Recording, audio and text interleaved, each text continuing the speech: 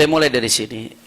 Ada ijma ulama yang disebutkan oleh diantaranya Al-Allamah Amin bin Fadlullah Al-Muhibbi Ad-Dimashqi dalam kitabnya Khulasatul Athar menyebutkan bahwasanya Alawi huwa ibnu Ubaidillah bin Ahmad bin Isa fa innahu jadduhumul akbar al-jami' li nasabihim wa nasabuhum mujmi'un alaihi ahlut tahqiq. Menurut keterangan dari Al-Muhibbi, ini nasabnya Alwi bin Ubaidillah atau yang disebut nanti keturunannya Ba'alawi, nasab mereka itu diijma' keabsahannya oleh ahlu tahqiq, para ulama. Ini keterangan dari Al-Muhibbi, seorang muarrikh. Juga San'ani, pengarang Subul Salam Syarah Bulughul Maram yang sangat dikenal di dunia pesantren Indonesia, itu mengatakan bahwasanya yang namanya Sa'ad Ba'alawi itu ahlul bait bila raibin aqlan wa syar'an wa urfan, atau syar'an wa aqlan wa urfan. Ini dalam kitabnya Al-Masail Al-Mardiyah fi Ittifaq Ahli Sunnah wa Zaidiyah. Kalau nyarinya di Google mungkin gak ketemu. Tahu ketemu apa enggak, wallahu alam. Karena ini makhtut di Universitas Sana'a. Nah, jadi kata As-San'ani, pengarang Subul Salam ini, Sa'ad Ba'alawi ini ahlul bait tanpa keraguan sedikit pun. Syara'an, baik secara syariat, aqlan atau secara logika, urfan atau secara uruf, tanpa keraguan sedikit pun. Nggak sampai di situ. An-Nabhani, ini yang sampai diejek-ejek oleh sebagian orang yang nggak tahu kadar beliau siapa An-Nabhani, itu sampai mengatakan inna sadatana ala bi'alawi qad ajma'atul ummah al-muhammadiyah fi sa'ir al-asar wal aqtar ala annahum min as-sahih ahli bait min as-sahih ahli bait nubuwwati nasaban, dalam kitabnya Riyadhul Jannah fi adhkar al-kitab was sunnah. An-Nabhani mengatakan demikian, termasuk ahlul bait yang paling absah nasabnya menurut ijma adalah Sa'ad Ba'alawi. Dan ini sedikit yang saya kutip. Di luar itu ada catatan internal, di luar itu ada catatan para nasabah yang begitu banyak yang nggak mungkin saya kutip satu persatu di sini. Bahkan ada seorang peneliti dari Oman, Sayyid Ahmad bin Awad bin Alwi Al-Ibrahim Ba'alawi, itu sampai nulis kitab judulnya Idharul Haqiqah li Mudda'i Kashfil Fadhiha Al-Ilmiyah. Di dalam membantah Haji Imad, itu beliau memuat nggak kurang dari 180 referensi non Ba'alawi. 180 referensi dari non Ba'alawi yang menyatakan keabsahan nasab Ba'alawi, atau menyatakan keabsahan status mereka sebagai Husaini, atau menyatakan keabsahan status Sada Ba'alawi sebagai Sada atau Ashraf. Itu nggak kurang dari 180, bahkan di sini yang saya muat 150 lebih. Saya ingat saya itu nggak kurang dari 180. Nah, ini luar biasa. Jumlahnya nggak kehitung. Itu ya baru yang tertulis dari non Ba'alawi. Belum yang tidak tertulis. Belum yang nggak kejangkau. Mana da'il hasar. Kami nggak mengatakan kami udah mencakup semuanya di sini. Nah, anehnya nih, setelah hampir 1000 tahun, Sayyidina Ali bin Ubaidillah, baru muncul ada satu orang setelah hampir 1000 tahun yang tahu-tahu yang mengatakan Ubaidillah itu bukan anak Ahmad bin Isa. Sehingga keturunannya bukan keturunan Ahmad bin Isa. Kalau bukan keturunan Ahmad bin Isa, berarti bukan keturunan Rasulullah SAW.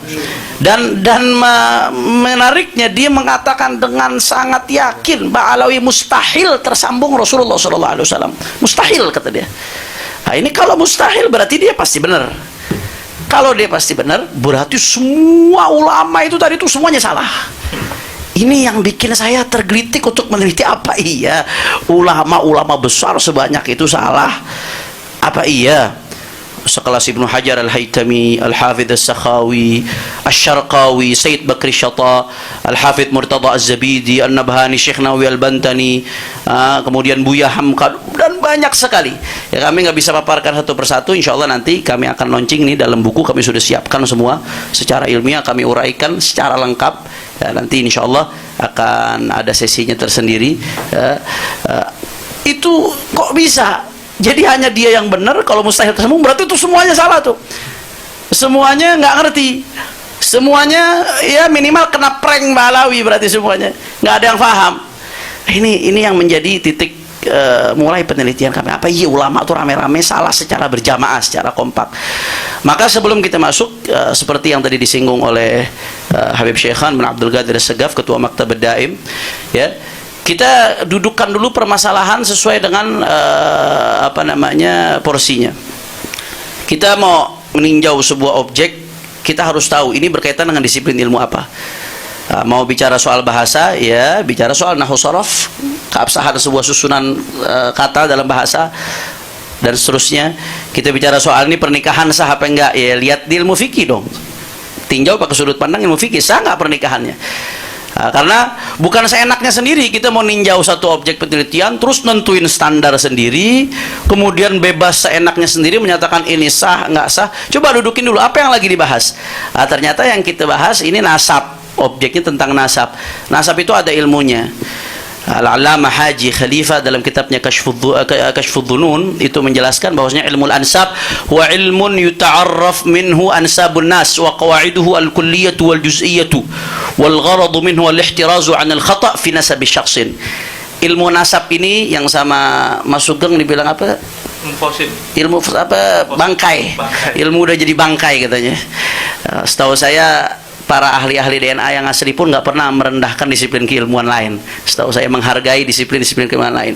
Itu ilmu ini ilmu yang diakui dalam disiplin keilmuan Islam khususnya. Itu sebagai ilmu yuta'arraf minhu ansabun nas, ilmu untuk mengetahui nasab-nasab orang. Wa qawaidu dan kaidah-kaidah dalam ilmu nasab, baik kaidah yang kulli atau kaidah yang juz'i. Apa tujuan ilmu nasab? Ini nih yang paling penting. Al-gharad minhu al-ihtiraz 'anil khata' fi nasabi syakhsin. Itu ada ilmu nasab supaya orang nggak salah di dalam menilai nasab seseorang. Nah, maka kita kembali kalau mau nilai keabsahan atau tidaknya sebuah nasab, ya lihat dong perspektif kaidah ilmu nasab itu seperti apa. Kita coba cek. Nah, sekarang apa sih pertanyaan, apa tolak ukur keabsahan sebuah nasab? Saya ini singkat saja ya karena nanti saya akan fokus masuk ke kritisi terhadap pemikiran saudara Haji Imad. Apa sih tolak ukur sebuah nasab? Ternyata para pakar teori ilmu nasab itu menyebutkan ada beberapa turuk, beberapa jalan untuk mengitsbat nasab, untuk mengakui keabsahan sebuah nasab. Ya, di antaranya ini yang saya sebutkan mungkin yang berkaitan dengan nasab jauh. Karena kalau saya rinci satu-satu, sebagian turuk itu yang berkaitan dengan nasab dekat. Yang berkaitan dengan nasab jauh, satu tercantum dalam kitab nasab yang ditulis oleh ulama ahli nasab atau nasabah yang terpercaya atau thiqah. Turuk ya berarti jalan, salah satu aja terpenuhi udah cukup. Yang kedua, tersebar luasnya serta terkenalnya nasab tersebut atau yang dikenal dengan syuhra istifadhah.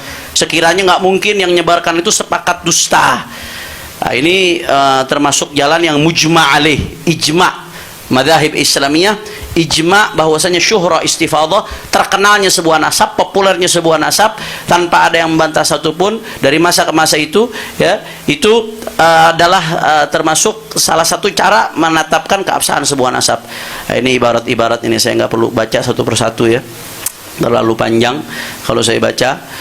Di antaranya ini nih, singkat saja. Wa qad wada'a a'immatun nasab kama fi ad-durar as-saniyah wal isyraf wa syakl al-badi' wal mudhish al-mutrib wa ashara ilayhi nuzzar al-ansab kama al-madha wal qassar wal najfi wa ibn tabtaba ila an qal taq'idan wa istiqan min asy-syari'ah turuqan fi itsbatin nasab. Ada cara-cara yang memang diambil dari syariat untuk mengitsbat nasab. Apa saja? Satu, syahadat a'immat nasab al-mu'tabarin ala sihhatin nasab, kesaksian para ulama-ulama nasab yang otoritatif, yang mu'tabar tentang keabsahan sebuah nasab.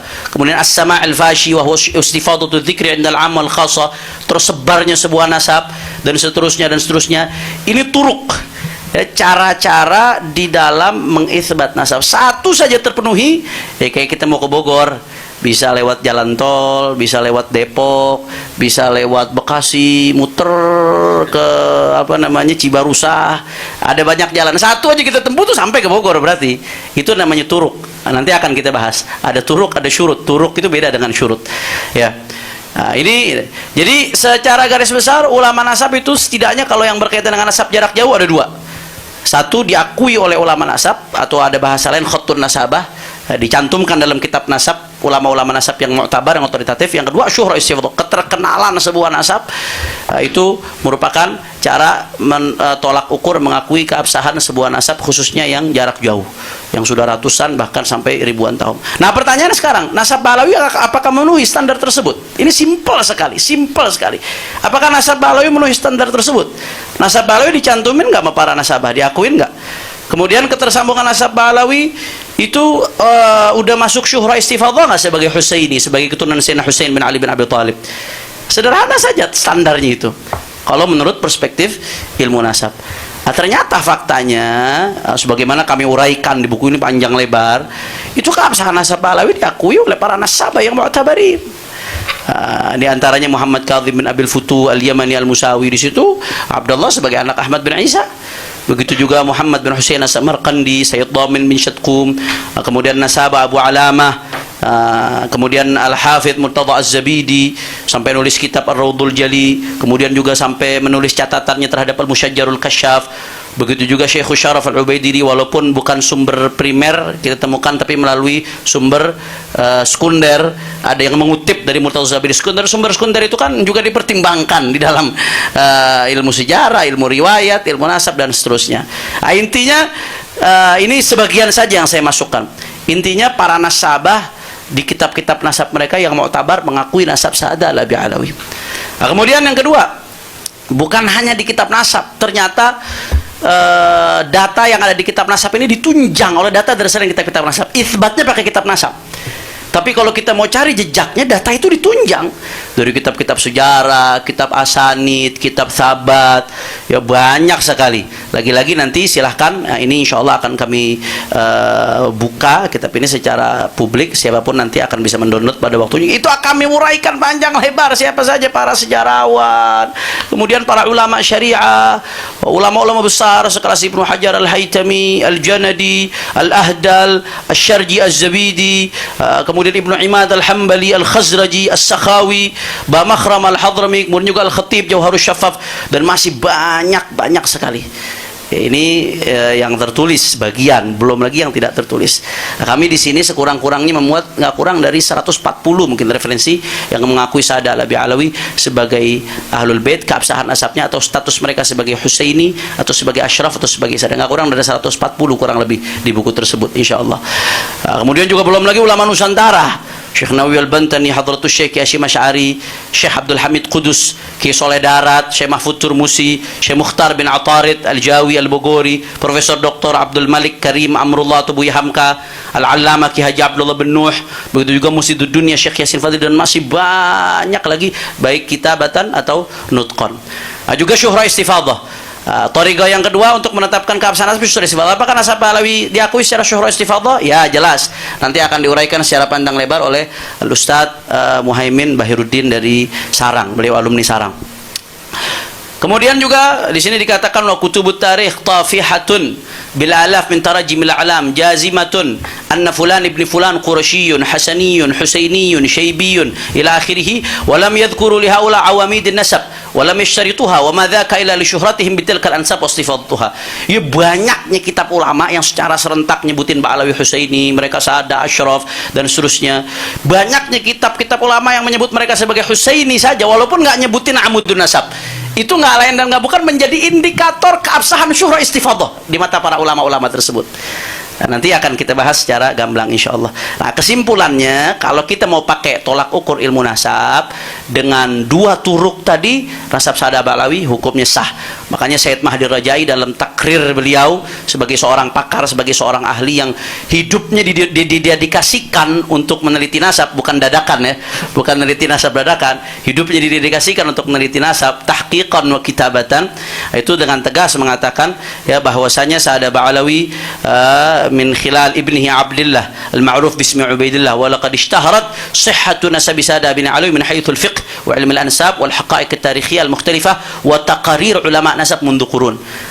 Yang namanya Mahdi Rajai ini An-Nasaba mengatakan nasab Alawi sah dan keabsahan itu populer dari segi ilmu fiqih, dari segi ilmu nasab, dari segi fakta sejarah, dan dari segi takrir keterangan-keterangan dari ulama nasab mundu qurun semenjak berabad-abad tanpa keraguan sedikit pun beliau mengatakan ini. Nah, sekarang berarti dari sini kita udah bisa paham ternyata ulama-ulama yang banyak itu nggak salah, mereka udah benar secara perspektif ilmu nasab. Ulama-ulama tadi itu udah benar. Nah, kalau ulama udah benar kemudian ada yang mengatakan nasab Ba'alawi mustahil tersambung, berarti yang ngomong mustahil tersambung itu yang bermasalah, bukan ulama yang rame-rame yang salah. Dari mana bermasalah ini, saudara Haji Imad? Kami setidak-tidaknya mengidentifikasi. Setelah kami teliti bersama-sama, kami duduk bersama-sama, kenapa kok orang ini bisa nabrak semua ulama? Kenapa bisa nganggap semua ulama ini salah? Padahal faktanya kalau ditimbang pakai tolak ukur ilmu nasab, dia yang salah. Apa? Setidak-tidaknya kami lihat ada 9 penyimpangan saudara Haji Maduddin Usman. Poin besarnya, nanti masing-masing poin ini akan ada perinciannya satu persatu. Yang pertama, dia mengkaji ilmu nasab dengan mengabaikan dan menabrak tatanan ilmu nasab. Nah, kemudian yang kedua, menentang, mengabaikan, bahkan merendahkan pengakuan para ulama mu'tabarin terhadap keabsahan nasab Ba'alawi. Yang ketiga, kesesatan logika. yang keempat memfitnah para ulama, yang kelima khianat ilmiah, yang keenam melakukan kebohongan publik, yang ketujuh menjiplak pemikiran orientalis dan tokoh-tokoh non aswaja, yang kedelapan tidak mempunyai kompetensi dalam ilmu nasab, dan yang kesembilan dengan gampangnya membatalkan nasab menggunakan hasil tes DNA. Nanti itu akan dibahas satu persatu. Saya akan fokus ke yang pertama dan yang kedua. Ini saya baru mau masuk ke substansi. Yang pertama, Imat ini nabrak tatanan ilmu nasab, saudara Imat. Jadi ini ada testimoni. Ini terima kasih banyak Gus Rumel, peneliti beneran yang sampai ke luar negeri mewawancara para pakar, Gus. Ketika mewawancara An-Nasabah Ibrahim bin Mansur, yang memang kitabnya banyak dijadikan rujukan oleh saudara Imat. Kalau kita baca buku-buku Imat, tulisan-tulisan itu banyak merujuk ke Nasabah Ibrahim bin Mansur. Apalagi Al-Ifadhah, terkait Syuhra Istifadhah itu dia banyak merujuk ke kitab tersebut. Jadi sebelum hasil wawancara ini keluar, ya, Haji Imat tuh sering mengutip daripada kitab-kitabnya Ibrahim bin Mansur ini. Walaupun setelah hasil wawancaranya keluar ternyata ngakuin Ba'alawi, lain lagi itu ceritanya nanti. Ya. Kata beliau, la yubtilu nasab al-ashraf al-Ba'alawi al-Husainiyin illa rajulun jahilun bi usul wa qawaid ilmu nasab. Enggak membatalkan nasab Ba'alawi kecuali orang yang enggak ngerti usul dan kaidah ilmu nasab. Itu salah satu sebab utamanya. Nah, sekarang saya pengen buktikan bener nggak nih omongan beliau. Coba kita lihat apa aja kaidah ilmu nasab yang ditabrak oleh Haji Imaduddin Utsman ini. Yang pertama, mewajibkan kitab sezaman. Ini ada artikel, dia menulis kitab sezaman adalah mutlak untuk meneliti kesahihan nasab. Mutlak berarti nggak boleh nggak. Kalau nggak ada kitab sezaman di setiap tabaqatun nasab itu harus ada kitab sezaman, berarti itu kalau mutlak ya. Nah, kalau nggak ada berarti nanti nggak sah sebuah nasabnya. Kalau bahasa beliau kitab sezaman atau yang mendekati. Nah, sekarang saya pengen urai dulu. Kita lihat mata rantai dari kesimpulan Imat ini, ada mata rantai yang hilang. Kita perhatikan baik-baik. Pertama, mata rantainya kita urut nih. Imat mensyaratkan kitab sezaman sebagai syarat mutlak. Yang kedua, para habaib dianggap tidak memberikan syarat yang diminta Imat. Mata rantai yang ketiga, karena tidak ada kitab sezaman, Imat haqqul yaqin, pakai qaf. Haqqul yaqin bahwa nasab Ba'alawi rungkat dan para muhibbin Imat bersorak riang gembira. Ini dari satu ke dua ini ada mata rantai yang harusnya dilompati. Apa yang dilompati? Seharusnya tuh kita sebelum beralih ke yang kedua nanya dulu dalam ilmu nasab apakah kitab sezaman merupakan syarat mutlak dan satu-satunya syarat untuk mengkonfirmasi sebuah nasab. Ini dilompati. Jadi langsung ahlan wa sahlan, nggak ada kitab sezaman berarti rungkat, berarti batal. Ajib. Pertanyaan yang belum dijawab, kitab sezaman itu syarat atau bukan dalam ilmu nasab? Nah, setelah kami teliti dalam buku-buku kitab-kitab teori ilmu nasab, ya, ternyata nggak ada satupun ulama yang menjadikan adanya kitab sezaman itu sebagai syarat mutlak. Syarat mutlak keabsahan sebuah nasab nggak ada. Yang ada apa? Tadi khutun nasabah, ada keterangan dari nasabah walaupun nggak sezaman. Kemudian juga Syuhra Istifadhah. Bahkan di sini Sayyid Walid Al-Uraidi. Walid Al-Uraidi ini cucu daripada Ahmad bin Isa dari jalur Ali bin Ahmad bin Isa, dan dia ngakuin Ba'alawi. Padahal kalau Ubaidillah itu fiktif, harusnya yang protes dia, karena kakek saya dicuri ini, dicangkol ini, dia apa istilahnya, cangkok. Nah, tapi ini cucunya Ali bin Ahmad bin Isa, saudaranya Ubaidillah bin Ahmad bin Isa, tapi nggak ada masalah karena jelas sekali bagi mereka itu. Waktu itu mengatakan ajma'an nasabun fit tahaqquq bi iqrar nasabi ma an yatathabbat min umurin minha. Ya, yang namanya nasab itu akan dianggap tetap kalau ada beberapa hal, di antaranya Syuhra Istifadhah, di antaranya an yura khattun nasabatin mawthuqin bihi masyhudin binazahatihi, yang tadi udah kita jelaskan. Nggak ada keterangan wajib harus kitab sezaman, kalau nggak ada sezaman nggak sah. Itu yang dilewati. Nah, konsekuensinya gara-gara syarat kitab sezaman ini apa yang dilakukan ini fatal sekali. Dan ini nanti akan kita jelaskan apa konsekuensi daripada syarat ini. Gara-gara alasan ini, Imat itu nolak catatan para nasabah yang nggak sezaman. Ditolak mentah-mentah catatan nasabah yang nggak sezaman gara-gara syarat ini nih. Padahal syarat catatan nasabah itu menjadi syarat keabsahan sebuah nasab walaupun nggak sezaman. Kenapa kok diterima catatan para nasabah walaupun nggak sezaman? Karena satu, ilmu nasab ini berdasarkan riwayat. Nggak ada ilmu nasab itu akal-akalan, nggak ada nama muncul atau ditulis. Maka kalau ada nasabah yang thiqah, dia nggak akan mengisbat sebuah nasab kecuali setelah proses validasi. Itu prosesnya. Karena ada ancaman dari Rasulullah SAW. Man kadzaba alayya muta'ammidan falyatabawwa maq'adahu minan nar. Orang yang bohong atas nama Rasulullah SAW itu siap-siap tempatnya di neraka, kata Nabi SAW. Bahkan secara nasab secara umum sekalipun, laisa min rajulin idda'a li ghairi abi wa huwa ya'lamu illa kafara billah wa man idda'a qauman laisa lahu fihim nasabun falyatabawwa maq'adahu minan nar. Ya, itu orang yang ngaku-ngaku bukan bapaknya itu adalah kufur. Ngaku-ngaku aja kufur, apalagi nyambungin nasab orang. Dan mendapatkan ancaman laknat dalam riwayat-riwayat hadis lain. Maka para nasabah yang thiqah ini nggak sembarangan. Dia kalau sudah nyatet melalui proses validasi, ya betul-betul diperiksa. Ini betul-betul nyambung apa enggak? Dan pasti by data sebelumnya. Walaupun ya tradisi catatan kaki itu sejak kapan sih? Tradisi nyebutin sumber sejak kapan sih? Dan kalau mau dibuka itu kitab-kitab nasab yang dipakai oleh saudara Imad, Tahdzibul Ansab, kemudian juga Al-Majdi dan lain-lain, itu saya lihat nggak ada yang nyebutin sumber referensi itu di catatannya. Karena memang dia nasab itu mencantumkan setelah dia proses validasi, menurut dia ini udah tepat secara ilmu nasab, secara ilmu syariah itu dicantumkan. Makanya keterangan seorang nasabah yang fiqh, yang mu'tabar, yang diakui kepakarannya dari ilmu nasab itu diterima. Dan Sayyid Hussein bin Haidar al-Hashimi dalam kitabnya Rasail fil Ansab ini menceritakan bagaimana proses validasi yang dilakukan oleh seorang nasabah sehingga begitu kuat. Nah, itu dia melalui proses tahrirun nasab, bimana an yabsutan nasab taratan wa yushajjiruhu ukhra, ya ditahrir dulu, ditahqiq itu nasab.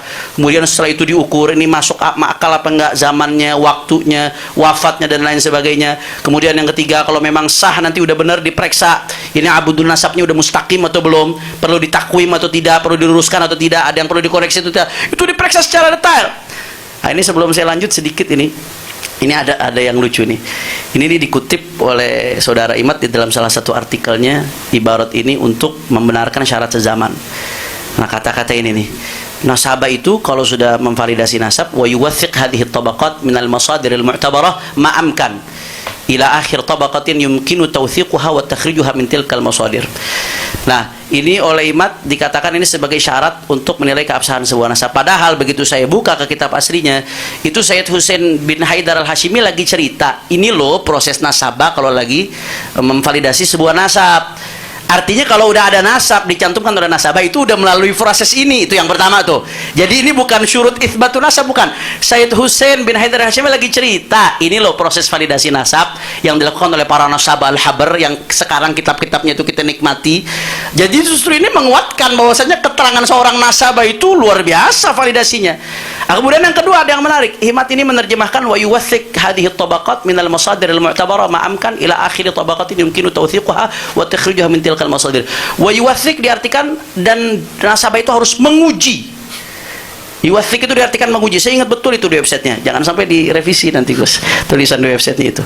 Menguji setiap tingkatan nasab ini dengan sumber-sumber sebisa mungkin sampai tingkatan akhir yang bisa dilakukan. Nah, ini dijadikan alasan dalil harus ada kitab sezaman. Padahal di sini sedang satu yuwathiq itu artinya bukan menguji. Yuwathiq itu artinya menguatkan dengan dokumen, dengan data. Dan itu pun di sini bukan syarat mutlak, ma'amkan sebisanya. Kalau bisa ya bagus. Kalau nggak bisa terus nggak semerta-merta nasab itu dianggap batal. Kalau ada kitab sezaman ya bagus, luar biasa. Tapi kalau enggak, ya nggak semerta-merta kitab itu dianggap, nasab itu dianggap batal. Jadi itu. Jadi kenapa? Yang ingin saya bahas di sini, kalau tadi Habib Syekhan mengatakan nasabah itu keterangannya diterima, yang pengen saya bahas kenapa nasabah itu keterangannya diterima walaupun nggak sezaman. Karena memang setelah melalui proses validasi yang begitu kuat, kemudian ada ancaman dari Nabi, bohong atas nama Nabi, neraka, menisbatkan kebukan bapaknya neraka. Bahkan Ibnu Hajar juga memberikan postulat bagaimana seorang itu ulama harus punya ghirah. Jangan sampai ada orang yang intisab ke Rasulullah Shallallahu Alaihi Wasallam ya bighairi yang padahal dia nggak berhak, nggak nyambung nasabnya tapi dia pura-pura nyambung. Itu jadi ghirahnya para ulama betul dalam menjaga kemudian nasab Rasulullah SAW. Sehingga seorang nasabah itu keterangannya walaupun nggak sezaman sudah barang tentu dia wajib untuk mengambil data dari yang sebelum-sebelumnya, sehingga apa yang dia cantumkan itu harus sudah terverifikasi menurut standar ilmu nasab dan ilmu syariat. Nah, dan ini pola yang dilakukan dalam ilmu nasab sejak awal. Ini dalam kitab Usul wa Qawaid fi Kashfi Mudda'i Syaraf wa fi Kashfi Mudda'i Syaraf karya Ibrahim bin Mansur juga. Di sini dikatakan walaisatir riwayah fadlan an wathiqatin nasab syai'an muhdatsan la aslahu fi ilmin nasab bal nasab qama 'ala riwayah Faha kutubun nasab al-mutaqaddim, maka kitab nasab Quraisy Limu'rij bin Amr ibn al-Harith as-Sadusi ini tahqiq alam, mesti ditahqiq, mesti dipastikan.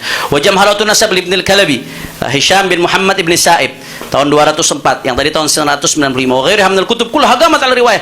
Kitab-kitab nasab yang paling awal sekalipun, nasab Quraisy, kemudian jamharat nasab, itu baru ada tahun 195 wafatnya mualifnya. Dan tahun 204. Artinya apa? Nasab yang diceritakan nasab orang-orang yang ratusan tahun sebelumnya. Tapi kenapa diterima? Karena mereka memang melakukan periwayatan dari lisan ke lisan yang mereka cantumkan sudah sesuai standar daripada ilmu syariat, maka mereka cantumkan. Nah, karena kalau mau dituntut harus sezaman, ini nggak ada yang diterima. Ini dari awal munculnya ilmu nasab nggak ada yang diterima. Karena awal pun tahun 195 wafatnya itu pengarang Nasab Quraisy, dan pengarang Jamharatun Nasab tahun 204 wafatnya, itu meriwayatkan, menceritakan tentang nasab-nasab yang ratusan tahun sebelumnya, dan itu diterima oleh para ulama. Nah, karena mereka berdasarkan satu thiqah periwayatannya. Yang kedua, nggak mungkin mereka ngarang-ngarang. Kalau mereka ngarang-ngarang, terbukti ulama akan menjarah. Ulama akan kompetensi dia sebagai seorang nasabah dan kethiqahannya akan diserang oleh para ulama. Itu yang pertama. Kemudian ada contoh-contoh. Ini saya kasih contoh-contoh real. Bagaimana para ulama itu selama nasab itu syuhra wal istifadah, terkenal, ulama-ulama itu akan menerima nasab tersebut, walaupun nanti ada nama-nama yang kalau ditarik ke atas nggak akan ketemu di kitab nasab manapun, di kitab tarajim manapun. Ini kita bisa lihat ini. Nah, ini namadzij qabul riwayat amudin nasab raghma adami dzikri ba'd al-ajdad fil kutub. Saya kasih contoh-contohnya. Ini saya ambil dari kitab Usul wa Qawaid fi Kashfi Mudda'i Syaraf. Kita lihat. Ini contohnya diantaranya Imam Ahmad bin Hanbal. Imam Ahmad bin Hanbal itu beliau seorang Syaibani Adnani. Nasabnya beliau adalah Imam Ahmad ibn Hanbal, Ahmad bin Muhammad bin Hanbal bin Hilal bin Idris bin Abdullah bin Hayyan bin Abdullah bin Anas bin Auf bin Qasid bin Mazin bin Syaiban bin Zuhul ila akhir sampai Ma'ad dan Adnan. Nah, beliau Syaibani Idrisi, dan ini diakui. Beliau sebagai seorang bukan Syaibani Idrisi, Syaibani Adnani. Syaibani Idrisi jadi. Syaibani Adnani. Ya. Padahal kata ulama itu kalau ditarik ke atas ada kakeknya yang namanya Auf dan Qasid. Itu Auf dan Qasid mau dicari ke kitab tarajim manapun, mau dicari ke kitab nasab manapun, nggak bakal ketemu. Tapi ini diakui, diterima. Kenapa? Karena periwayatannya dari jalur orang yang fiqh, ditunjang dengan syuhra istifadah, nggak ada yang ingkar beliau sebagai Syaibani, sebagai Adnani. Nah, maka di sini kalau disyaratkan kitab sezaman, waduh, Imam Ahmad bin Hanbal rungkat ini nasabnya bisa-bisa, dan itu nggak dilakukan oleh para ulama. Dan menariknya lagi, nasab Imam Ahmad bin Hanbal ini diambil dari khatnya Imam Ahmad bin Hanbal sendiri dan dari riwayat Ibnu Al-Hafidz Abdullah bin Ahmad bin Hanbal. Tapi karena thiqah perawinya dan memang punya standar keilmuan, punya kompetensi, punya seorang yang mu'tabar, diakui, diterima, nggak ada masalah, walaupun ada nama-nama yang nggak disebut. Kemudian contoh yang kedua, Al-Khatib Al-Baghdadi itu mengakui nasab Ali bin Muhammad bin Ahmad sebagai Al-Qurashi. Nasabnya Ali bin Muhammad bin Sulaiman bin Mansur bin Abdullah bin Muhammad bin Mansur bin Musa bin Sa'ad bin Abdullah bin Malik bin Anas bin Abada bin Jabir bin Wahab bin Dhabbab bin Hujair bin Abd bin Ma'is atau Mu'is. Mungkin ada beberapa nama-nama yang harus ditahqiq karena a'lam itu, mohon maaf saya sekali lagi kalau ada salah penyebutan. Bin Amir bin Lu'ay bin Ghalib. Nah, ini diakui oleh Al-Khatib Al-Baghdadi. Padahal kalau dirunut ke atas ada kakeknya yang namanya Abdullah dan Muhammad bin Mansur. Itu Abdullah dan Muhammad bin Mansur. Abdullah dan Muhammad bin Mansur. Ini nama mau dicari di kitab nasab manapun, kitab sejarah manapun, kitab tarajim manapun, nggak ketemu nama ini kalau dicari.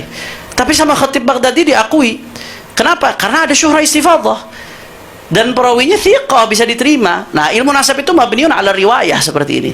Kalau mau ditarik kitab sezaman, wah, ini nggak akan ketemu, rungkat. Nah, tapi kenapa ulama mengakui? Karena tadi syuhra istifadah dan melalui jalur periwayatan yang bisa diterima, yang thiqah. Padahal Khatib Al-Baghdadi itu kalau ngelihat nasab yang ngawur, beliau akan tegas ngomong. Contoh seperti ada Talhah Abul Qasim Al-Ghadhi Al-Basri. Itu dia nyebutin bahwasanya ayahnya Muhammad bin Ja'far bin Tammam bin Ali bin Muttalib bin Muhammad bin Sri bin Abdullah bin Harith bin Al-Abbas bin Abdul Muttalib.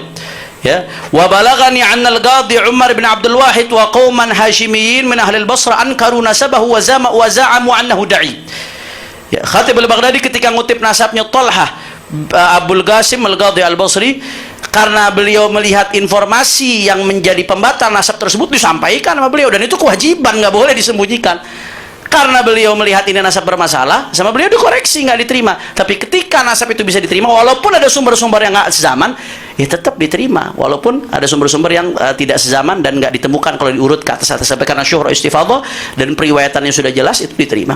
Kemudian juga ini ulama banyak sekali, Al-Hafidz Adz-Dzahabi, Al-Imam As-Subki, Ibnu Hajar Al-Asqalani, Ibnu Katsir, As-Suyuti, itu mengakui nasab Ibnu Sayyidin Nas Al-Ya'muri Al-Adnani. Ibnu Sayyidin Nas Al-Ya'muri Al-Adnani, sampai kepada Adnan. Karena apa? Karena ada periwayatan Amud sisi nasab beliau kepada Ya'mur bin Malik bin Adnan. Dan ini intisabnya beliau kepada Adnani, ini syuhra istifadhah. Makanya begitu ada riwayat Amud tersebut, langsung diterima, nggak ada masalah. Padahal kalau dirunut ke atas, ada kakeknya yang namanya Muhammad bin Abdullah bin Abdul Aziz dan Munzi dan Abdul Jabbar. Itu 3 kakeknya yang namanya itu mau dicari di kitab nasab manapun nggak bakal ketemu. Di kitab tarajim manapun secara spesifik, apalagi yang sezaman, nggak bakal ketemu.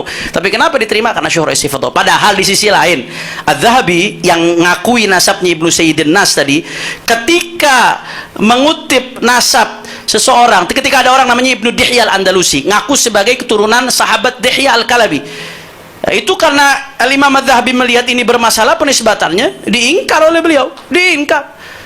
Artinya ulama-ulama ini kalau ada nasab yang nggak bermasalah, mereka yang akan protes, mereka nggak akan diem. Ketika mereka semua nerima, karena bagi mereka udah memenuhi standar ilmu nasab, memenuhi standar ilmu syariat dan ilmu sejarah bagi para muarikhin. Ini sederhana sekali sebetulnya. Kemudian juga Al-Hafidz Ibnu Hajar mengakui nasab Al-Imam Ibnu Khalil sebagai keturunan Sayyidina Utsman Ibnu Affan. Karena apa? Karena ada periwayatan Amud, silsilah nasab beliau kepada Sayyidina Utsman. Dan intisabnya Ibnu Khalil ini kepada Sayyidina Utsman ini udah syuhra istifadhah. Padahal kalau ditarik ke atas itu, ya, nasab tersebut itu ada 2 nama, Sa'ad dan Thalhah. 2 nama ini nggak pernah ditemukan baik dalam kitab nasab, sejarah atau tarajim. Apakah langsung diputuskan rungkat? Enggak, Ibnu Hajar menerima. Kenapa? Karena syuhra istifadhah dan perawi nasabnya itu seorang yang thiqah yang bisa diterima. Padahal Ibnu Hajar itu ketika menemukan nasab bermasalah seperti nasabnya Abu Bakar bin Umar Al-Qumni, dalam keterangan yang lain, ketika bermasalah, Al-Hafidz Ibnu Hajar kritisi. Al-Hafidz Ibnu Hajar mengoreksi nasab tersebut. Beliau nggak diam. Ketika beliau diam, menerima, itu tanda di pandangan beliau, di mata beliau memenuhi standar daripada ilmu nasab dan standar daripada syariah. Itu yang penting. Makanya dari sini ada Ibrahim bin Mansur lagi, beliau mengatakan qaidah bab qabul riwayat Amudin nasab wa thiqatuhu wa iqraruha muttaridatun inda ulama al-Islam wal amal 'alaiha fi qabul riwayah wal thiqah min al-mutaqaddimin wal mutaakhirin talama lam yunkir 'alimun min ulama an-nasab ibnan fi Amudin nasab bi annahu min walad fulan أو نص أو نص على أنه منقرض أو ميناث أو عبارات تفيد أنه لا عقب له فتقبل حينئذ رواية عمود النسب أو وثيقته في ظل شهرته الصحيحة السليمة من الجرح القادح المفسر تأسيا بهدي المتقدمين من حفاظ الإسلام البارعين في أحوال الرجال وعلم النسب كما تقدم شرحه والتدليل عليه. Ya, ini kaidah seperti ini sudah menjadi kaidah yang muttarid di kalangan ulama nasab. Selama syuhra istifadhah, ada periwayatan yang bisa diterima walaupun nggak sezaman. Selama nggak ada ulama nasab yang ingkar salah satu anaknya, nggak ada yang ingkar ya, bahwasanya fulan anak fulan. Kalau diingkari, itu nanti yang akan jadi catatan untuk ditinjau. Atau ada nas munqarid, atau ada nas minath, ini keturunannya perempuan, atau ada ibarat-ibarat yang menunjukkan ini nggak punya anak nih. Nah, kalau ada keterangan seperti itu nanti akan jadi bahan peninjauan. Tapi selama nggak ada keterangan seperti itu adalah kaidah muttaridah yang diamalkan oleh para ulama dari dulu. Periwayatan nasab itu diterima walaupun nggak sezaman selama ada syuhra dan istifadhah.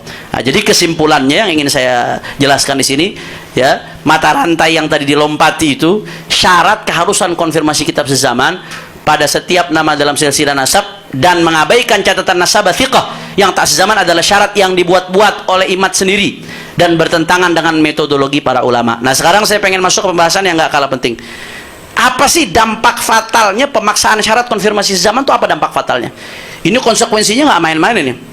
Konsekuensinya nggak main-main.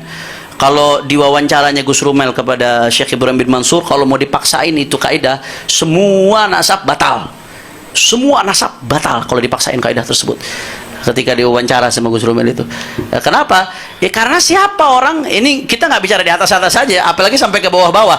Yang dicatat oleh ulama, apalagi eksternal. keluarga siapa yang dicatat sampai sedetail itu? Harus tiap kitab sezaman ada yang nyatet. Ente kira ulama duk capil satu-satu dicatat semuanya detail.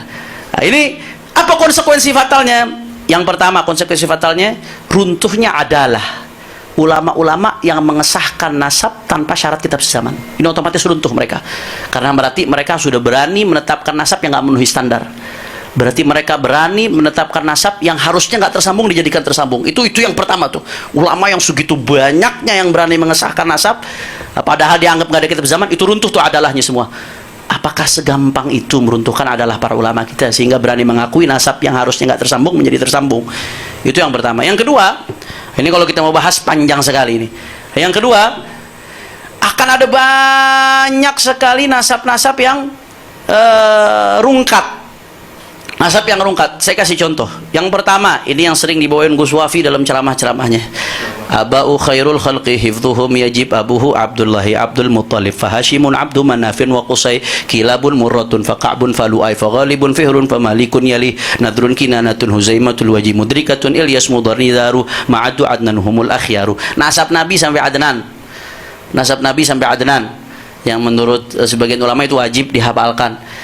Nah, itu kalau mau dicari kitab sezaman itu bahwasanya Ma'at anak Adnan, Nizar anak Ma'at, Mudhar anak Nizar, Ilyas anak Mudhar, Mudrika anak Ilyas, Huzaimah anak Mudrika, Kinana anak Huzaimah. Waduh, rungkat semua itu kalau mau cari kitab sezaman. Kita kalau mau konsisten ya. Bicara soal kitab sezaman kan katanya kaidahnya ilmiah. Ya udah betul-betul lintas keilmuan. Kalau mau konsisten ya rungkat semua ini, karena itu baru ada di kitab-kitab sejarah dan kitab-kitab hadis yang kebanyakan dikodifikasi pada abad ketiga Hijriah. Nah, itu yang pertama, contoh sederhana. Nah, silahkan coba, ada nggak kitab-kitab sezaman yang mengkonfirmasi masing-masing setiap daripada ini? Kalau mau dipaksakan syariat kitab sezaman, rungkat. Nasallallahu alaihi na'udzubillah min dzalik. Dan harus kitab nasab lagi katanya. Sezaman harus kitab nasab lagi. Kemudian, ini contoh sederhana. Ada versi leluhur Wali Songo yang diklaim di forum Benda Kerep. Ya, ada salah satu versi, karena ada beberapa banyak versi yang saya dengar, yaitu bernama Jamaluddin Husain Al-Akbar bin Mahmud Nasiruddin bin Husain Jalaluddin Makhdum bin Ahmad Kabir bin Husain Jalaluddin Al-Bukhari bin Ali bin Ja'far bin Muhammad bin Mahmud, ini nih, bin Ahmad yang wafat tahun 388 Hijriah, bin Ahmad bin Abdullah bin Ali bin Ja'far, bin Ahmad bin Abdullah bin Ali bin Ja'far, ibnu Imam Ali Al-Hadi, ibnu Imam Muhammad Al-Jawad, ibnu Imam Ali Ridha, ibnu Imam Musa Al-Kazim. Ahmad bin Abdullah bin Ali bin Ja'far. Ini yang menjadi titik konsentrasi kita perhatikan. Dan dalam kitab Tahdhibul Ansab halaman 149 itu ditulis bahwasanya Muhammad sebagai anak dari Abdullah bin Ali bin Ja'far, nggak disebutkan Ahmad. Begitu juga dalam kitab Al-Majdi halaman 331 itu tertulis hanya nama Muhammad sebagai anak dari Abdullah bin Ali bin Ja'far bin Hadi. Sampai ke Asy-Syajarah Mubarakah yang menjadi senjata andalannya Haji Maduddin ini, yang nanti akan kita kuliti insyaallah soal Syajarah Mubarakah secara detail. Itu halaman 94 mengatakan bahwa seluruh keturunan Abdullah bin Ali bin Ja'far bin Ali Al-Hadi hanya melalui anaknya yang bernama Muhammad Al-Ashqar. Coba kalau kita lihat di kitab ini, amma Abdullah fauladuhu akabir wa masyhuruna bi Baghdad waladuhu Muhammad Al-Ashqar An-Naqib bi Mashhad Maqabir An-Nuzur atau An-Nazur wa jami' aqibihi minhu. Semua keturunan Abdullah itu dari Muhammad Al-Ashqar. Sedangkan tadi disebutkan dari Ahmad bin Abdullah bin Ali, Ahmad keturunannya katanya. Kemudian kalau kita lebih jauh lagi, Ar-Razi ini pakai jumlah ismiyah, berarti tertutup tuh kemungkinan adanya tambahan, kecuali kalau ada kitab yang lebih tua. Ini kalau kita ngikutin kaidahnya Haji Maduddin, ya. Jarak antara Ar-Razi yang wafat tahun 606 Hijriah sampai wafatnya Abdullah bin Ali itu kurang lebih 218 tahun. Nggak ada riwayat, tidak ada kisah, tidak ada kabar bahwa Abdullah bin Ali bin Ja'far memiliki anak namanya Ahmad dan cucu bernama Mahmud dan keturunannya terus itu. Dan dalam kitab Al-Asili juga demikian, nggak ditulis nama Ahmad bin Abdullah. Dan Muhammad Kazim bin Abil Futuh Al-Yamani juga demikian. Sampai dalam kitab An-Nafhal Ambariyah juga nggak ditulisin nama Ahmad bin Abdullah. Sampai pada Bahrul Ansab halaman 25 karangan An-Najafi yang wafat abad ke-10-an baru terdapat catatan menuliskan nama Ahmad sebagai anak dari Abdullah bin Ali bin Ja'far bin Ali Al-Hadi. Nah, ini kalau dihitung dari wafatnya Abdullah bin Ali bin Ja'far ya pada abad ke-4 sampai dengan tertulisnya nama Ahmad pada kitab Bahrul Ansab abad 10, maka terdapat keterputusan riwayat selama 6 abad atau 600 tahun kalau ngikutin teori Kiai Imad. Kalau jangan dipotong-potong ini, nanti dipotong-potong buat ngadu domba sama keturunan Wali Songo. Nah, ini kacau, namam motong-motong itu luar biasa kalau ngikuti teorinya Kiai Imad. Karena di sini kita lagi gugat teori tersebut justru. Dan ini udah tertutup dengan jumlah ismiyahnya Syajarah Mubarakah, sehingga keturunan Al-Bukhari Al-Musawi dari jalur Ahmad bin Abdullah bin Ali bin Ja'far kalau ngikutin teori Kiai Imad ya nggak bisa dipakai. Itu kemudian runtuhnya keturunan Syekh Abdul Qadir Jilani yang bernama Saleh dari jalur Saleh. Jangan dipotong lagi nih, sekali lagi saya katakan ada versi yang mengatakan Sunan Giri itu keturunan Syekh Abdul Qadir Jilani dari anaknya yang namanya Saleh. Ada versi, sekali lagi saya disclaimer. Contoh silsilah tersebut adalah Sunan Giri bin Yaqub bin Ibrahim bin Junaid bin Abdul Qadir bin Syu'aib bin Abdul Jabbar bin Abdul Razak bin Abdul Aziz bin Saleh bin Syekh Abdul Qadir Al-Jilani. Nah, sekarang dalam kitab Al-Anwar fi Nasab An-Nabi Al-Mukhtar yang dikarang oleh Abu Abdullah Muhammad bin Ahmad bin Muhammad bin Abdullah Al-Jazi Al-Kalbi Al-Gharnati, halaman 57 tertulis bahwa keturunan Syekh Abdul Qadir Al-Jilani bersumber dari 10 anaknya dan tidak disebutkan soleh. Ada 10 anak tuh, Abdul Wahab, Isa, Ibrahim, Abdul Aziz, Abdul Razak, Yahya, Abdullah, wa Abdul Jabbar, wa Muhammad, wa Musa. Karena Syekh Abdul Qadir Jilani itu anaknya banyak, tapi yang berketurunan itu dari 10 ini menurut keterangan kitab tersebut. Ini jumlah ismiyah juga ini. Wah, kacau jumlah ismiyah ini. Kemudian juga ya kalau di dalam Asy-Syajarah Mubarakah, Umdatul Thalib As-Sughra yang ditahqiq oleh Sayyid Mahdi Rajai, ditulis itu keturunan Syekh Abdul Qadir Jilani hanya dari 2 jalur, Abdul Razak dan Abdul Aziz. Ini jumlah ismiyah juga ini. Artinya tertutup kemungkinan dari selain 2 ini kalau pakai kaidah tersebut. Maka kalau udah tertutup kemungkinan, walaupun setelah itu ada yang bawa kitab, setelah Umdatul Thalib ada yang datangkan kitab membawa keterangan, ada yang namanya Soleh, kemudian ada jalur keturunan Soleh, walaupun demikian, tapi kalau ngikutin kaidahnya Kiai Imad atau Haji Imad ini udah runtuh duluan, nggak bisa dipakai. Makanya ini yang kita mau gugat, nggak tepat penggunaan kaidah ini yang harus dikritisi. Nah, itu sebagai contoh sampel. Kemudian juga ada banyak kalau kita melakukan studi kompilasi dari kitabnya Sayyid Sulaim bin Abdul Latif Ar-Rifai, Tabaqat Asyraf At-Talibiyin, yang di situ menyebutkan referensi-referensi yang menyebutkan masing-masing kabilah asyraf dari yang paling tua sampai yang paling muda, dan referensi-referensi itu yang beliau sebutkan semuanya eksternal. Nah, itu berdasarkan disclaimer beliau di awal kitabnya. Wah, itu kalau mau wajib kitab zaman yang rungkat banyak sekali itu, sadah-sadah itu. Nasab Sa'ad Ad-Dailami Al-Hasani itu nisbah kepada Sayyid Abil Fatah An-Nasir tahun 446. Itu baru ditulis di kitab Ghurarud Durar fi Mukhtasari Siyar wal Ansabil Bashar wa Ansabil Bashar karya An-Nashiri tahun 831. Dari 446 ke 831 tuh baru ditulis. Kemudian juga nasab Sa'ad Al-Qattani yang terkenal di dunia nih, Al-Qattani Al-Muhadditsin. Itu nisbat kepada Sayyid Yahya Al-Qattani bin Imran bin Abdul Jalil bin Yahya bin Yahwa bin Muhammad bin Idris Al-Asghar, wafat tahun 400-an Hijriah. Itu baru maktub dalam kitab Al-Ansab karya Abu Abdurrahman Zaid Al-Jabbari yang wafat tahun 738. Berapa ratus tahun itu ada kekosongannya. Rungkat juga kalau mau pakai teori harus kitab sezaman, harus. Nasab Sa'ad Al-Qudaimi Al-Musawi nisbah kepada Sayyid Al-Hasan bin Yusuf Al-Qudaimi, wafat tahun 400-an Hijriah. Nasab ini baru termaktub dalam kitab Tabaqat Al-Khawas karya Syarji Az-Zabidi, wafat tahun 893 Hijriah. Dari 400 ke 893. Udah gitu kitab sejarah lagi, bukan kitab nasab ini, Tabaqatul Khawas. Kemudian nasab Sa'ad At-Turki Al-Idrisi At-Turki Al-Idrisi, bukan Asy-Syaibani, At-Turki Al-Idrisi. Ini nisbat kepada Turki bin Kurshalah bin Ahmad Al-Idrisi Al-Hasani yang wafat tahun 500-an Hijriah. Itu baru ditulis di kitabnya Risalah Hafril Murabbi'at atau Murabba'at karya Ibnu Qutlubugha Al-Hanafi yang wafat tahun 879 Hijriah. Nah, ini kalau wajib kitab sezaman rungkat. Juga Sa'ad Al-Hamzawi yang wafat tahun 500-an, nisbat kepada Hamzah bin Muhammad bin Nasir Al-Husaini, wafat tahun 500-an. Ini baru termaktub dalam kitab Tarikh Al-Hawadits Zaman karya Ibnul Jazari tahun 738, 200 tahun lebih. Nasab Sa'ad Al-Hawazim nisbah kepada Hazim bin Hamzah bin Ahmad bin Muhammad Al-Hasani, wafat tahun 500-an Hijriah. Nasab ini baru termaktub dalam Musyajjar Sayyid Salah bin Jalal Ar-Rassi. Itu tahun 805 wafatnya. 300 tahun berarti jaraknya. Nasab Sada As-Sabsabi Ar-Rifa'i Al-Musawi, nisbat kepada Muhammad bin Al-Mahsi bin Sabsabi bin Hasan bin Ali Ar-Rifa'i Al-Husaini yang wafat di awal tahun 700-an Hijriah. Ini nasab baru maktub di ta'liqat Syekh Muhammad bin Ali bin Hasan Al-Alamuddin Al-Haraki Al-Husaini tahun 950 wafatnya beliau. Ada jarak yang jauh. Begitu juga nasab Al-Abbasi Al-Alawi di Yaman, nisbat kepada Muhammad bin Ubaidillah bin Abdullah bin Ubaidillah ibn Al-Hasan bin Ubaidillah bin Al-Abbas bin Ali bin Abi Talib. Itu wafat tahun 296. Nasabnya baru ditulis di kitab Turfatul Ashab fi Ma'rifatil Ansab karya Al-Malik Al-Ashraf Umar bin Rasul yang wafat tahun 696. Nah, ini kalau dipaksakan kitab sezaman, ini baru contoh sebagian. Ini aja tuh udah rungkat. Ini baru yang atas-atasnya, apalagi kalau ke bawah-bawahnya. Ke bawah-bawahnya makin sulit lagi itu nyari kitab zaman-zaman untuk perincian setiap daripada nasab. Maka oleh karena itu ini syarat dibuat-buat. Andai kata Haji Maduddin gentle, dia mengatakan, iya saya nggak ngikutin kaidah ilmu nasab, itu selesai. Ya memang syaratnya dia sendiri batal menurut dia, bukan menurut ilmu nasab.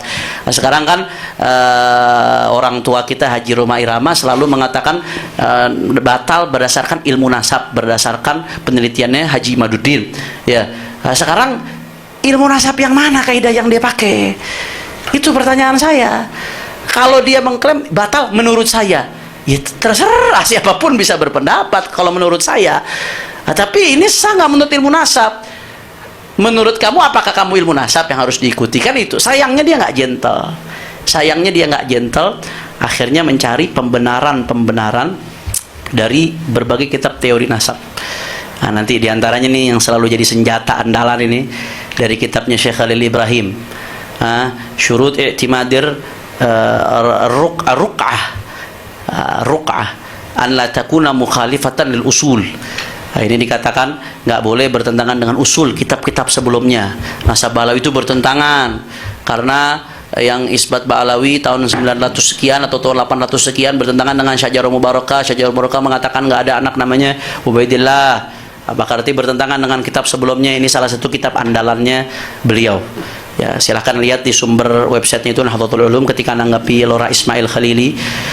Begitu juga di antara sumber andalannya ini dari kitab Rasail fi Ilmil Ansab. Tariqah Tsani Kutubun Nasabin Al-Abdal. Kitabnya para Nasabin Al-Abdal. Yang Abdal itu nanti ditafsirkan di bawahnya diambil dari halaman 193. Jadi ini tentang turuk itsbat nasab halaman 103. Tafsir tentang Al-Abdal diambil dari halaman 193. Maksudnya Abdal itu apa? Ini menurut Haji Mat, ini yang saya kutip tulisan beliau. Al-Abdal adalah mereka yang saling bergenerasi, menggantikan sebagian mereka kepada yang lain. Jadi ini harus ada di setiap generasi, cocok satu generasi dengan generasi lainnya, sehingga ini jadi dasar kitab sezaman. Ini yang dimaksud kitab sezaman atau yang mendekatinya, kata beliau seperti itu. Nah, sekarang ini apakah senjata andalan ini ampuh? Andai kata dia ngaku saya memang nggak pakai ilmu nasab, udah selesai tuh. Berarti ente nggak usah bawa ilmu nasab.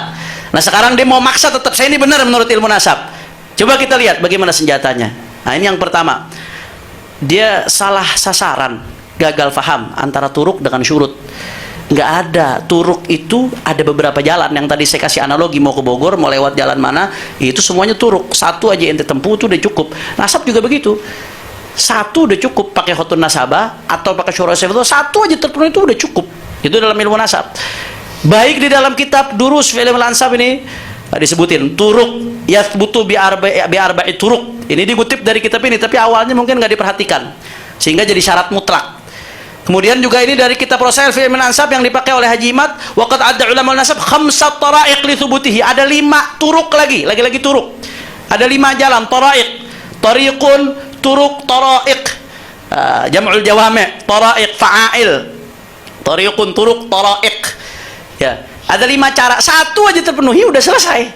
Kok jadi syarat mutlak? Dia ngutip ibarat itu untuk menguatkan pendapatnya syarat kitab zaman itu syarat mutlak. Ini dari mana ceritanya? Padahal ulamanya sendiri mengatakan satu terpenuhi udah selesai. Nah, jadi repot ini kalau ulama semuanya mau disalahkan, padahal membedakan antara turuk sama syurut aja agak kerepotan. Kalau syurut harus terpenuhi semua, syarat sah sholat ada sekian, misalkan harus terpenuhi semua, satu nggak terpenuhi batal. Kalau turuk nggak seperti itu, satu terpenuhi selesai. Kemudian yang kedua, ya Haji Imad penafsiran tentang Abdal diambil dari halaman yang jauh sekali tadi itu. 190 berapa itu barusan? 193. Padahal turuq itsbatun nasab dibahas di 103. Ya. Padahal kalau beliau mau turun 5 baris saja. Turun 5 baris saja tuh. Ini kan dia ngambil yang pertama nih, Kutubun Nasabin al-Abdal. Cara penetapan nasab harus ada di kitab-kitabnya para ulama nasabin yang abdal dari generasi ke generasi. Yang terus menggantikan dari generasi ke generasi, perhatikan. Sehingga harus ada kitab sezaman. Padahal kalau mau turun 5 langkah aja atau 5 baris, 1, 2, 3, 4, 5, ketemu. Nggak usah sampai 80 halaman Kiai, kejauhan. 5 baris saja Kiai. Wa mata urifa khattun nasab al muhaqqiq thiqa fa innahu yu'mal bihi. Kapan didapatkan khattun nasabah, tulisan nasabah yang muhaqqiq, yang betul-betul ahli tahqiq dalam nasab, thiqah yang betul-betul punya kredibilitas, maka fa innahu yu'mal bihi, dipakai. Walau satu nasabah mufrad. Nanti nasabah dibilang jamak lagi, Gus. Nasabah dibilang jamak. Itu siqat mubalaghah, kayak allamah, nasabah allamah. Satu, al-muhaqqiq thiqa yu'mal bihi wa yakun mustadanan syari'an, itu jadi sandaran syariat. Wa alaihi al-amal fil qadim wal hadis, itu menjadi, dan ini diamalkan baik dulu atau sekarang oleh para ulama, diamalkan. Bahkan di sini yang lebih menarik lagi, wa kadza al-amalu bil wijadat. Ini panjang lagi kalau kita mau bahas nih. Intinya beliau ngutip secara sepotong, hanya yang sesuai kebutuhan untuk membenarkan pemikiran itu doang yang dikutip. Sisanya beberapa baris kemudiannya nggak dikutip, malah lompat ke halaman sekian padahal nggak sesuai dengan maksudnya. Kemudian lagi-lagi ngutipnya secara sepotong. Entah baca kitabnya nggak hatam, entah ada yang nunjukin di halaman ini Kiai, mungkin seperti itu, jadi cuma di halaman itu doang dibacanya. Ini di kitab Durus fi Ilmin Nasab, dia mengatakan syarat kitab zaman itu mutlak. Padahal ini Asy-Syaikh Khalil Ad-Dailami ini nulis satu bab, judulnya Qawaid la tasluh fi Ilmin Nasab, kaidah yang nggak bisa dipakai di ilmu nasab. Wah, ini soreh banget ini.